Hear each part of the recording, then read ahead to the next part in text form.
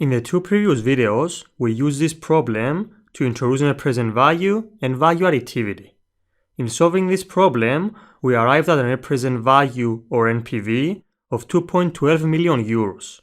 And we said that this positive net present value renders this project a sensible one. What this net present value of 2.12 million euros tells us is that if a given firm undertakes this project, then it will increase its value, or in other words, increase shareholder wealth by 2.12 million euros. But the way we tackled this problem, we treated these cash flows as if they were certain. In reality, there's usually some uncertainty involved in future cash flows. So with the exception of this very first cash flow that occurs today at time 0, and thus has nothing to do with the future, all other cash flows have some uncertainty that is inherent in them. What I'm saying is that we cannot be sure that we will receive these 3 million euros in a year's time, or these 6 million euros in 2 years' time, and so on and so forth.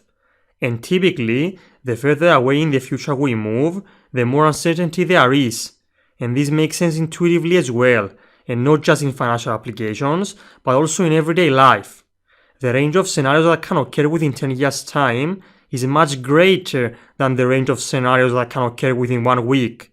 The probability of me dying, for example, within 10 years, although still theoretically low because I'm not that old, is much higher than the probability of me dying within 1 week.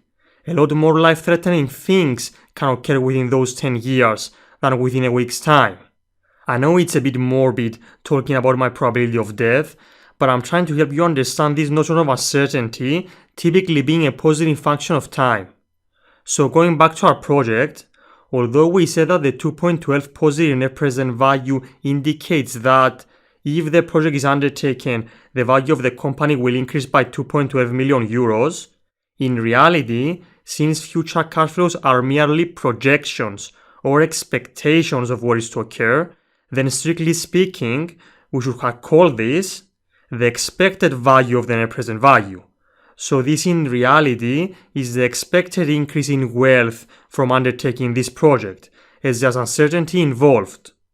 Before I close this video, and on a slightly different note, I want to make you aware of the fact that financial markets on certain occasions can offer us the tools to log in future cash flows.